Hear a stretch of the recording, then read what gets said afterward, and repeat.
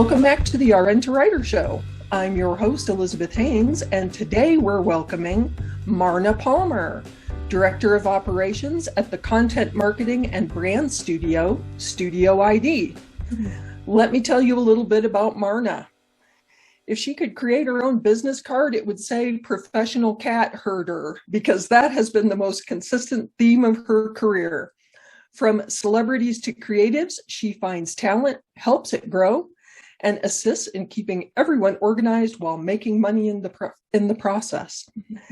She spent the first 10 years of her career as a talent agent in Los Angeles, exciting, negotiating commercial endorsements for many celebrity clients. She then went to the other side of the desk and joined a marketing startup where she led the publishing team's B2C digital marketing efforts, and thus began her work with freelance writers. Since then, she has worked with content creators of all kinds around the world at companies in Los Angeles, Oslo, Norway, and now at studioID in Washington, D.C. Marna, we're so honored to have you. Thank you so much for carving out half an hour to share with the audience. As you know, I'm kind of on a mission for nurses to take over the health writing space. Yes. And so we are very honored to have you. Now, many of our listeners are nurses and other clinicians who have literally just learned that writing can be a career. Like, what? Yeah. So I was wondering if we could start this conversation by sort of demystifying what studioID does as a content marketing and brand studio. Of course. Thank you so much for having me. First of all, I've worked with Beth. Those of you who didn't know, I've worked with Beth as a freelance writer, so I can attest to her knowledge and experience. And she's a great example of someone that is the type of writer that we're looking for at our studio. Thank you. You're welcome. studioID, we are the custom content marketing arm of B2B media journalism company Industry Dive. What that means is we have a full editorial newsroom, and we have built an audience of executives and decision makers across 20 different industries. I think that's where we are right now, it's 20. From everything from healthcare to med tech, banking, waste, restaurant, retail, marketing. So it runs the gamut on the industries we cover. Every day we're popping up in their inbox. We're giving the latest news within that industry, and our part of the team develops custom content for clients, and then that content gets pushed out to our audiences and helps get leads for the clients in order for them to sell to. So studioID is content creators with from a marketing perspective, not just for a journalism or for an entertainment purposes. We work with all different kinds of clients, and we do all different kinds of products. We do things like everything from like a sponsored story, which is about 700 words, to what we call a playbook, which is very similar to a white paper, which is around 2,200 words, industry trend reports, podcasts, webinars, and those I think are the most popular products. So taking this sort of down to the bare basics, I frequently get asked, for example, what is a white paper? And I tell nurses, the definition of that has evolved a lot over the years. It used to be 10,000 word tomes, and it took months to produce it. Right. And now they're much shorter. And I think it's important for my audience to understand that these are content assets that companies use behind I don't want to say a paywall because they're usually free, but it's a way to get people to enter their contact information to get this useful information. I think it's really important for people to understand content marketing is useful information. It's not advertising. Do you agree? Yes, totally. We don't want any kind of super selly kind of feeling. We want to give to the audience. We want to give them information. When we include subject matter experts in a lot of our content, and those will usually be third party. They're not related to the company, and they'll speak a little bit more to the problem that we're addressing in the content, in the white paper. So it's 2,200 words, so it's much shorter. It gives, and then it talks about the problem, and then it talks about how the client's product can help solve the problem. But it's very subtle, and that's why we look for experienced writers who know how to balance that subtlety, where you're paying enough attention to the client's product and their product offering, but not alienating the audience. We have built a lot of trust with our audience through our journalism, so we want to continue that in our content marketing as well. it's a tough dance to strike, and I admire writers like yourself who can do it. I want to pick up on what you said about experienced writers, because one thing that I don't want to happen is for you to get buried under a whole bunch of letters of introduction. Yeah. And I think it's important, again, for the audience to understand that there are markets that are excellent to approach when you're just starting out and you have few clips. And studioID is not that type of prospective client. This is for writers who are very experienced, have plenty of clips. Now, that said, though, one of the first projects that I did for you was a webinar, which I had never written before. Right. So how do you evaluate when a nurse who writes approaches your team and you're trying to evaluate whether to bring them on and they don't have a specific type of experience? How do you evaluate that? We do. I mean, the clips and the portfolio plays a big part in it. And we can see from the types of content that you're writing if it's going to work with the types of clients we have. A lot of our clients are more like technical. It can be med tech kind of stuff. It's SaaS software. We've got a lot of telehealth right now, of course. So we need someone who can understand how to write technically without being too technical. So sometimes I'll get portfolios from writers that have done stuff in the health space, but it's more like general nutrition, it's fitness, it's things like that. And you can just, I mean, I know right then that they don't have the deep domain expertise in more the technicality of the industry, but I think that's where nurses can really separate themselves from other writers, because you guys have such frontline medical experience. You understand medical terms. You know, like some of the issues that go around in hospital admin because you have been there. So if you can showcase that, I think that helps to separate you. But for instance, someone like you, Beth, you had long form content that was more technical in nature.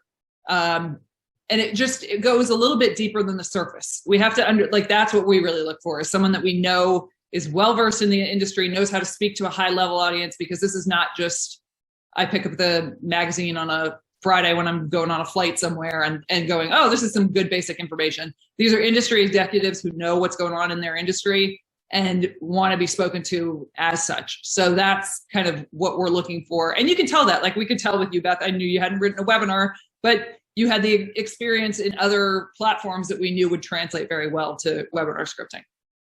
That's really good to know. I always advise nurses in their letter of introduction to emphasize if they are a subject matter expert, because my experience has been, and I'm curious to know what you think, my experience has been today that a lot more content agencies and brand marketers really value subject matter experts in their own right who can write. Is that the case, do you think? Yes, completely agree. We have some people on our bench of healthcare writers now who we know, we go to for healthcare technology. Other ones we go to for whatever other examples that are slipping me now. But that is something that we look for. And if you have that subject matter expertise, I would love when you call that out in your letter of introduction or your portfolio, instead of just going, here's my portfolio, take a look, and you go, and then making me dig for it. When you can say, here are 3 things I've written about healthcare software and how it's revolutionizing patient care. That's something that is called out and will make me look at it and go, oh yeah, this person really knows what they're doing. They're an expert in their field. That's a crucial point. Always make the prospective client's job easy as possible. And I mean, not just in the LOI, but throughout the whole process. In fact, one of the things that I wanted to tell you from my experience with studioID was the culture that you have created over there. I mean, I not only felt so valued as a writer and an expert as a nurse, but everyone I interacted with was so professional and your processes were so smooth. How in the heck have you created such a culture with so many freelancers? Yeah. I think we look to our freelancers for a lot of input. Like I joined studioID about 2 years ago. When I joined, there was 12 project managers on the team. We had an acquisition last summer where we acquired a content company. We're up to about 50 now. So the scaling has been a bit of a challenge, but we're retaining it. But we look to our writers for feedback. If we say, okay, here's the process that we've come up with, If they see something that doesn't work, we will discuss it. We'll see if we're getting that from multiple people. We really just try to listen because we value our writers and try to be very writer friendly. And we know that you guys are the experts. And if we're creating this horrible process that doesn't work for anybody and it feels like it's just clunky and restrictive, that you're not going to produce your best work. Well, you are nailing it. Well, thank you. Culture. When I say I had to, when I had to retire from writing because I wanted to pursue RN2writer fully, it killed me to leave studioID. So yeah. Among a couple, you were up there with the handful, but you know, yeah. It's just how it's funny where life takes you sometimes. Yeah, totally. Could you talk a little bit about the distinction between B2C and B2B? Because you had previously said, you know, if your clips are all general health stuff, which is generally consumer health, yep. That's not helpful for pursuing clients who are B2B in the content marketing. So I think my audience has a hard time grasping the difference between those two. Yeah. Yeah. I mean, I was B2C prior to joining studioID, so I totally get the confusion. And I think the biggest difference I have seen between the two types of industries is the B2C it's a little bit more conversational in tone. It's a little bit more general in the knowledge. You don't want to get too deep because then you feel like you're going to lose the average B2C person. You want to give them a little bit of information, enough to get them more curious about your product and willing to go to the website, but you're talking to them not at just at a more basic level. When we're doing B2B, because you're targeting generally executives in the industry or people who are in the industry, we have to respect that, and we want to speak to them in that kind of tone as well. We want to know the industry buzzwords. We want to know the jargon, because if we sound like we're faking it, then our audience is not going to trust us. So building that trust with the audience, I think, is even more important on a B2B perspective, because you are trying to market to an audience who can call you out and say, this is not true, you're just making this up. Whereas B2C, you can sometimes we all see it with marketers. B2C marketers will sometimes go, this product will change your life type thing. And we don't really do that in B2B because it's a little bit more serious, and you're talking to a different type of reader. I think that really nails it. Personally, I think one of the reasons that B2B can actually be an excellent entry point for nurses is because it can be hard to lose that propensity for using some of the jargon and some of the language shortcuts that we use in healthcare that you have to do to write consumer health stuff, as you said. Yeah. So I tell nurses all the time that one of the most difficult transitions they're going to make is getting rid of all the academic writing stuff that's swirling around up here, because it's so hard to get out of the passive voice mode and yeah. But in B2B writing, you can get away with a little of that. You can get away with some passive voice, because that's true in a lot of industries, you know, and the executives who are reading this are a little more used to that, and the jargon and stuff. You can throw that in there because it serves a purpose. Right. Like you said, it makes that connection with the target audience. And that's really what all of this stuff is about that we do. We want to connect with the target audience. And they're all human beings, whether they're consumers or whether they're business executives, they're a human being. So the better we can connect with them through language, you know? Yeah. And that's actually something you have to use to your advantage, is your knowledge of the industry and of what you're talking about. You've gotten natural subject matter expertise just from being a nurse, that the average freelance writer can write in the industry as much as they want, but it's just a different level of experience. Absolutely. I say that all the time too, is call out that you know the pain points. Mm-hmm. Especially if you're recently out of healthcare, you really know the pain points. Yeah, exactly. For the B2B target audience. So here's a question that I ask every editor and every client I've ever worked with that I have developed rapport with. And that is, what would you consider, let's say, the top 3 attributes of the unicorn freelancer? Love it. All right. I think The first thing is probably just their attitude and their ability to go with the flow. When you're dealing with clients, especially, we all know how client deadlines can move. It's constantly moving goalposts.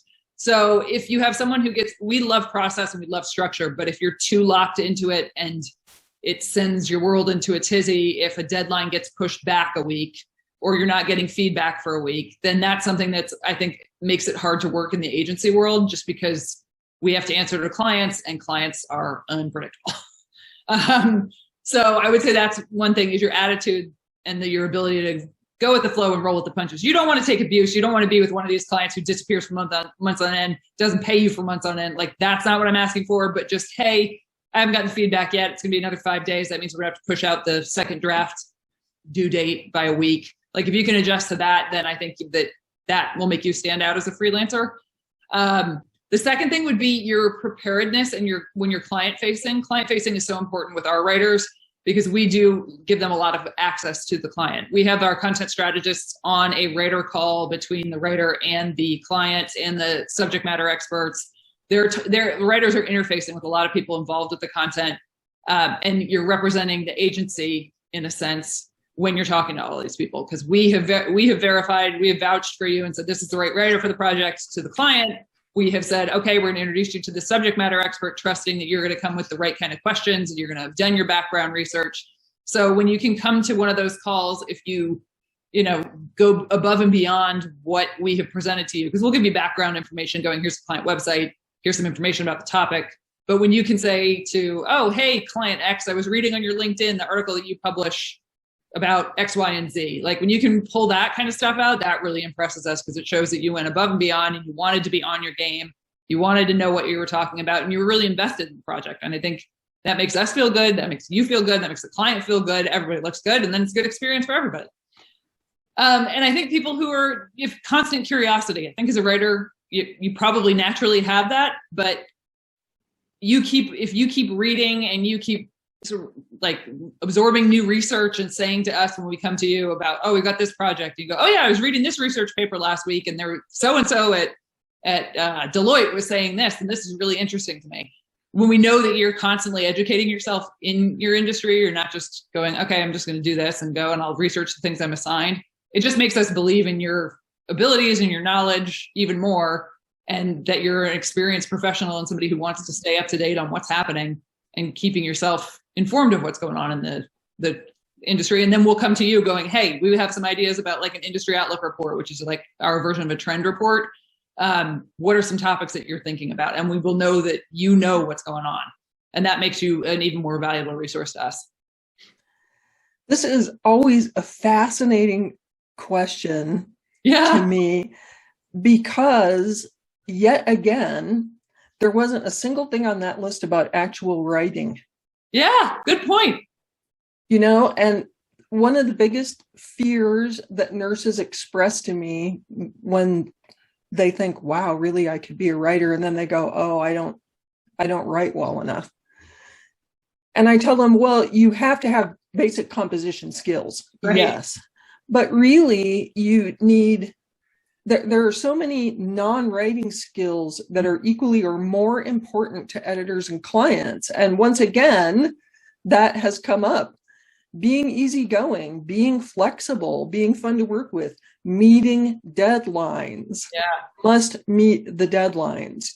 I'm shocked how many writers blow them off. And I'm sure you've had your fair share of experiences with writers who were not a joy to work with. Yep. Yeah, it happens. I shouldn't laugh because I feel ashamed when I hear that for my industry. But anyway, I just wanted to emphasize to the audience that yet again, writing skill, while you need it and while you should continually hone it, it is not at the top of the list of what clients value necessarily in a nurse who writes. So I hope that sets their mind at ease. Yes, definitely. I mean, there's so many other things that go into it. Mm-hmm. Let me see. There was something else I wanted to ask you. Now, what was it? Oh, because you're a content marketing expert, are there things that freelance writers in general can do with content marketing to elevate their own brand? Like, are there ways that you think they could employ that to their advantage? I mean, we use LinkedIn a lot for researching and finding writers, Sales Navigator and stuff, which takes us back to your normal LinkedIn profile. So I think if you're posting stuff, both that has been posted, especially when you're starting out, maybe you don't have as many clips, but you're posting consistently. You're writing about things that are in the industry. It's a good way to get practice, I think, with writing and also pushing it out to an audience, seeing what kind of reactions you get. And as someone who's looking for freelance writers, if I go onto a freelance writer's LinkedIn profile and I don't see anything, I'm like, oh, or if I Google them and I can't find a website, I have no way of knowing if I should take a chance on them. So any kind of practice and experience you can get, even if it's not for a paying client, write about things that interest you. Your passion will come through as it relates to the industry. If that's what you're trying to, like, if you love Pilates and you want to talk about Pilates, that's another thing. But as it relates to the industry, just having some kind of presence out there so I can look and see what kind of, what you sound like, what kind of experience you have, what you just sound like in words, you know? If I can't find your words, then I can't call you. And I'll follow some freelance writers on LinkedIn and then just kind of keep an eye on them. And then as I'm scrolling through my feed, maybe I see them post something that's really relevant to something that we're working with a client. And had they not posted it on their LinkedIn, I wouldn't have seen it. And maybe that's the thing that makes me say, oh, I should reach out to this person and see, because we need to up our healthcare bench again. So just those kind of things to keep pushing themselves out there, I think, is really important. Wow, that was some amazing nuggets in there, Marna. Thank you so much. I mean, for one thing, the idea that you actively look for writers. I get questions from a lot of nurses who say, well, isn't there going to be a glut of writers? You know, and I say, no, like, there's 400 million active websites right now. There's never going to be a glut of writers. But in terms of, like, they wonder what the demand is. And I tell them, no, there's demand. And what you said speaks to that, because it's like, no, I'm out there actively looking for writers. Yeah. So in addition to fielding LOIs, you're like out there proactively searching. Yep. And another thing that I found really interesting in what you said was making sure, if you're going to post or blog or whatever, that it's about the industry. Yeah. That's a distinction that I bring up too, because I get asked that a lot. Should I have a blog? Should I be on social media?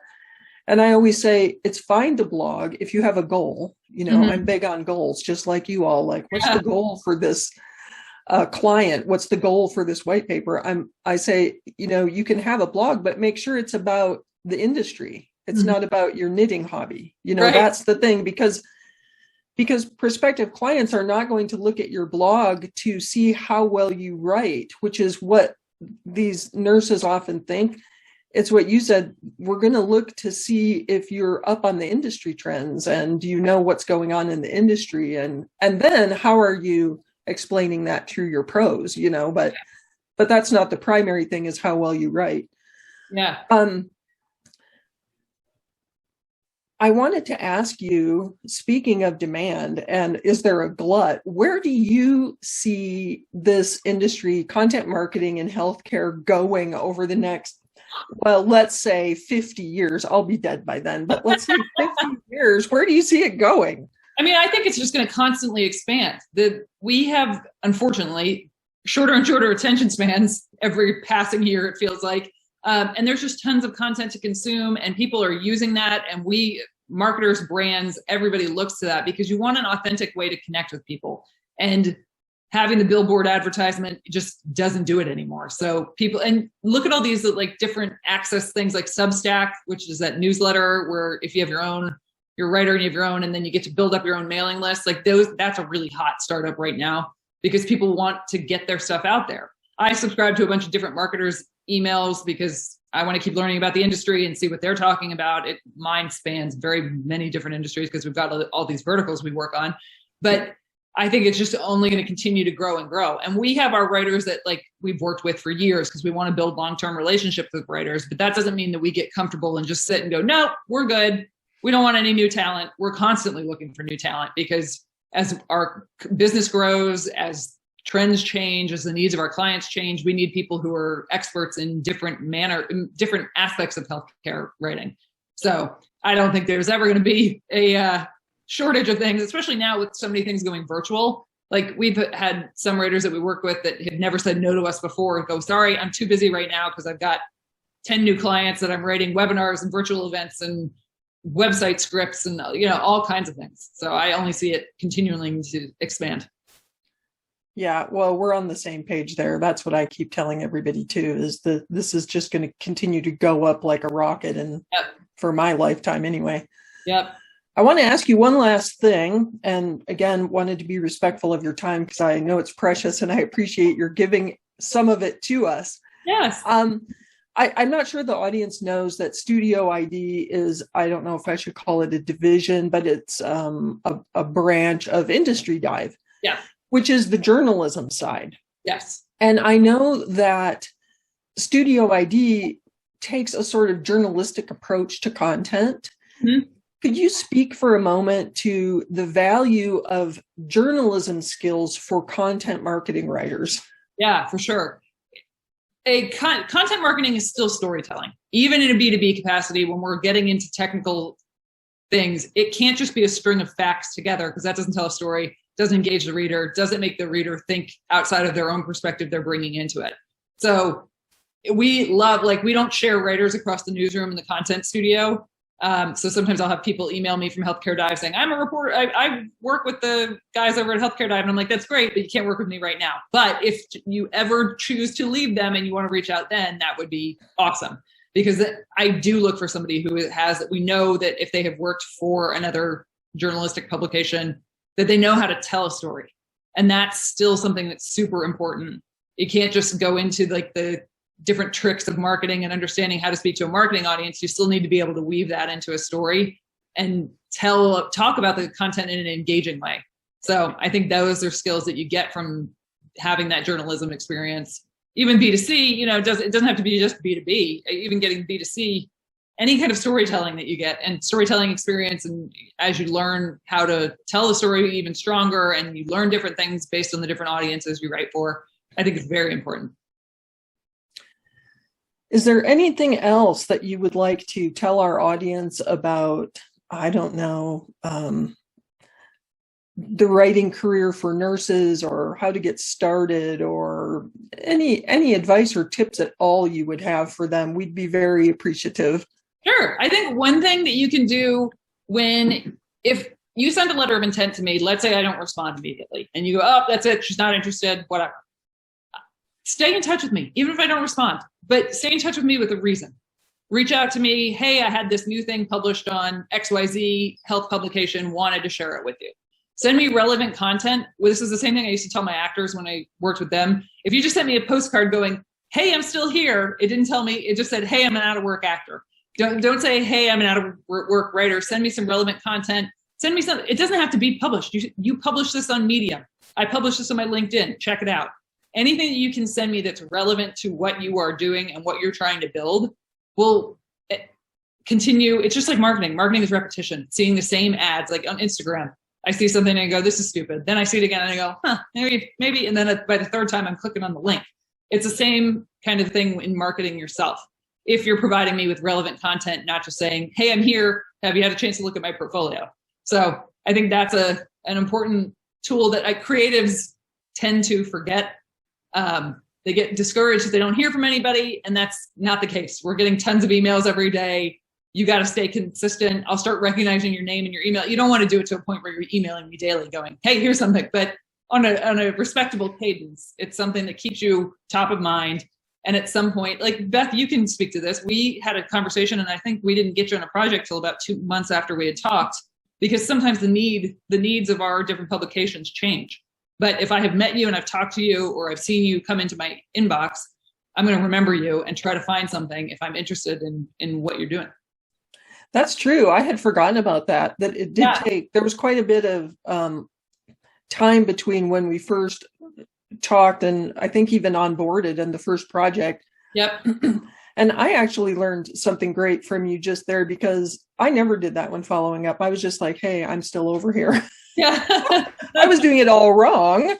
But I do think, but the value is in following up. And a lot of nurses initially are very hesitant when I tell them to send LOIs, because they're like, oh no, this is now like spam, and this is trying to sell, trying to coerce my friends into buying leggings from my home party, and it's like, no, I tell them this is how our industry works.